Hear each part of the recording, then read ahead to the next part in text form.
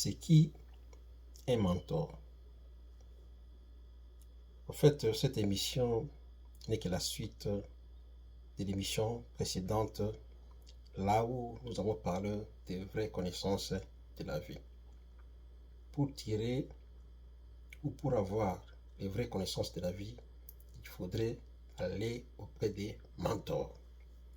Un mentor n'est qu'une personne physique d'abord qui a une expérience donnée dans un domaine donné et qui est prêt à les transmettre à la génération postérieure, à ses pairs, à ses amis ou à la génération postérieure. Et comme je vous ai dit à l'époque de nos ancêtres, tout ce que j'ai cité là, les pêcheurs, les chasseurs et autres, c'était des mentors pour les enfants. Alors, quand on n'a pas accès aux mentors comme personne physique, nous devons recourir à leurs livres, ce qu'ils ont écrit. C'est pourquoi il y a des livres. C'est pourquoi j'ai conseillé à ce que nous puissions lire les livres d'abord, parce que un livre, ce n'est pas n'importe qui peut l'écrire. Ça passe dans les mains des gens qui sont qui ont la connaissance de la chose.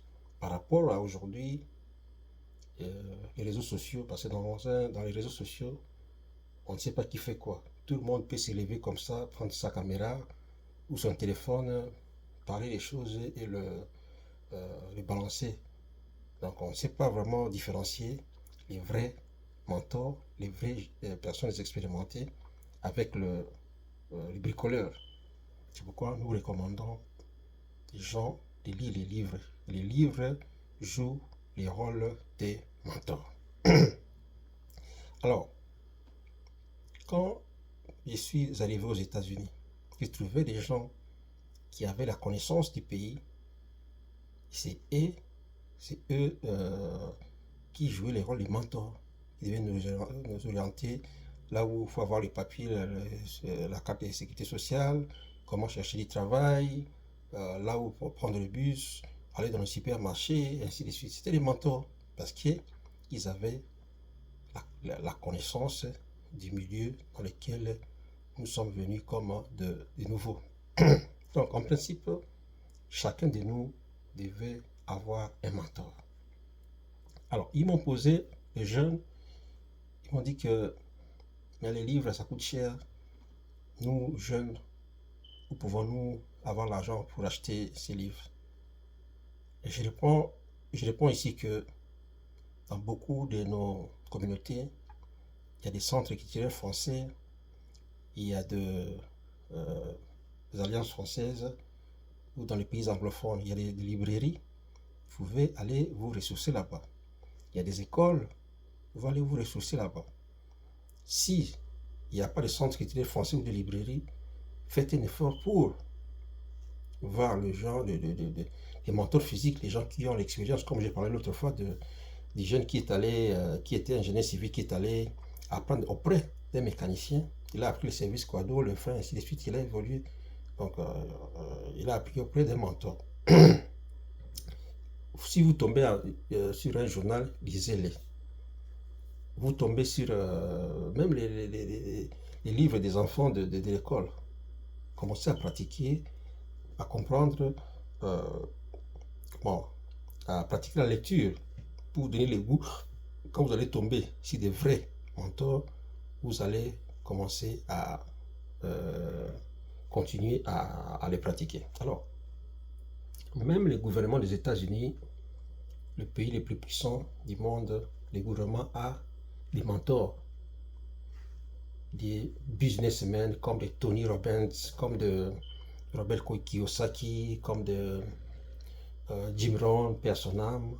Ce sont des gens qui avaient réussi. Les Henry Ford, et les autres. Et, comment il s'appelle, le monsieur des iPhones. Ça viendra. Les Jeff Bezos, les Elon Musk, ce sont des gens qui ont réussi dans tel ou tel domaine qui sont des gens qui sont des mentors dans les domaines, dans certains domaines pour le gouvernement des États-Unis. Les politiciens ne vont pas dire que, comme eux font la politique, comme c'est eux qui sont au top du pays, ils n'ont pas besoin de connaissances, non. En principe, chaque gouvernement du monde devait avoir des mentors. Vous invitez quelqu'un comme Jim Rohn, qui a une connaissance, qui a de l'expérience dans les domaines de business, et il vient, par exemple, vous donner des informations pour booster votre économie. Vous prenez des gens comme l'homme de Omaha, Warren Buffett, que j'ai vu à Omaha dans le Nebraska, qui a les connaissances sur les industries, sur le placement, tout ça. Vous l'invitez, vous le payez ses frais, il vient vous enseigner comment gérer les entreprises, ainsi de suite. En principe, ça devait être comme ça. Moi, je pense que nos gouvernements américains, et plutôt africains, doivent copier ces modèles-là d'avoir des mentors pour nous aider à améliorer nos conditions dans tel ou tel domaine, l'économie, l'agriculture, ainsi de suite. Donc, chacun de nous doit avoir un mentor. Et les mentors, comme je l'ai dit, ce n'est pas une personne physique, ça doit être des livres d'abord, et ensuite vous allez pouvoir aller sur YouTube, Instagram, TikTok. Là aussi, il y a des bonnes informations si vous les cherchez. Et le problème avec nos jeunes d'aujourd'hui, c'est ils suivent seulement des informations dans les réseaux sociaux, informations dans la distraction. Alors moi-même, comme j'ai fait tout pour investir dans les connaissances, pour chercher mes mentors. Voilà. Des psychology of money, la psychologie de l'argent. Alors, growing a business. Comment faire grandir un business. Ici, guide pratique en transformation et conservation des fruits tropicaux. Ça, c'est l'agro-industrie. J'ai ma Bible, the Holy Bible. J'ai un autre livre, The One Thing. Comment se concentrer pour être focus dans quand vous entamez un domaine. Donc j'investis dans les mentorats. L'art de la guerre de Sun Tzu. L'art de la guerre, mais comment le mettre en pratique dans la vraie vie. Donc, je suis entouré de livres. Et pour ceux qui n'ont pas de livres, mais tout le monde est croyant. La Bible est un mentor pour les pasteurs. Mais la Bible n'est pas un livre de religion. La Bible est un livre de vie. Pourquoi? Parce que dans la Bible, on trouve l'aspect religieux, on trouve l'aspect de la guerre, on trouve la politique, on trouve l'agriculture, on trouve l'art, on trouve la musique, on trouve tout. Donc, pour celui qui trouve qu'il n'a pas un livre, mais au moins tout le monde est croyant. La Bible, lisez la Bible petit à petit, chapitre par chapitre, et ça va être vraiment un bon mentor. Le Coran, la même chose, il y a tout dedans. Ça va être un bon mentor. Donc, quand je réponds aux jeunes qui avaient dit qu'ils n'avaient pas accès à des livres, je pense que si vous allez dans les églises, chercher une Bible, il est difficile que vous puissiez manquer d'avoir quelque chose. Mais ou même le Nouveau Testament. Commencez par là. Le Coran, commencez par là. Nous devons investir sur le mentorat pour avoir les connaissances de la vraie vie. Et moi, je suis focus beaucoup plus sur l'agriculture et le business. Donc, le livre que j'ai tourne autour de ces deux domaines-là, l'agriculture et le business, parce qu'on ne peut pas être expert en tout. On doit choisir là où on veut maîtriser. Voilà ce que j'avais à dire aux jeunes qui m'ont posé la question. Mais si on n'a pas de livres, les centres étudiants français, les alliances françaises, il y a des librairies dans les pays anglophones. Et puis, si vraiment on n'a rien, cherchez la Bible. La Bible est un livre de la vie. Parce que les gens qui ont écrit, ça contient l'expérience des gens qui ont pratiqué, qui ont vécu des choses et qui d'autres personnes ont couché dans ce blanc. Même Jésus-Christ lui-même avait un mentor qui était le Saint-Esprit pour l'orienter, pour lui montrer des choses cachées. Voilà, les amis, nous avons tous besoin d'un mentor. Nous, les parents, nous sommes des mentors pour nos enfants. C'est pourquoi nous devons briller par la bonne pratique, les bonnes choses, filtrer les informations que nous voulons que nos enfants apprennent. Il ne faut pas laisser nos enfants à la merci des réseaux sociaux pour qu'ils se perdent à regarder n'importe quoi, des films pornographiques, des choses que nous ne pouvons pas contrôler.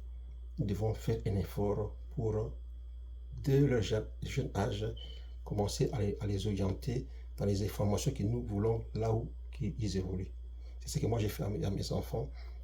Les grands enfants, ils ont déjà des connaissances entrepreneuriales, connaissances managériales.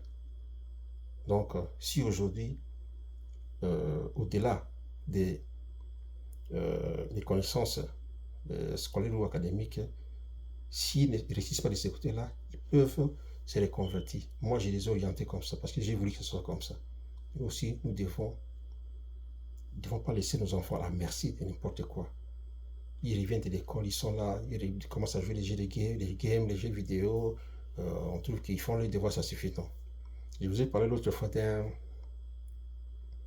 homme américain qui a ses 2 enfants. Il avait dit que dans sa maison, pas de poste téléviseur. Quand les enfants rentrent à l'école, ils font les devoirs, il a acheté à chacun un laptop pour apprendre comment vendre en ligne. Donc, il a orienté ses enfants dans le business, comme un mentor. Et après 6, 7 mois, 8 mois, les enfants ont commencé à faire de l'argent en ligne. Et déjà, l'aîné avait déjà 6 et 30 000 $ dans son compte avec son propre business. Les cadets avaient 6 et 20, autour de 20 000 $. Parce que le papa a joué son rôle de mentor en orientant ses enfants dans les domaines où il voulait qu'ils évoluent.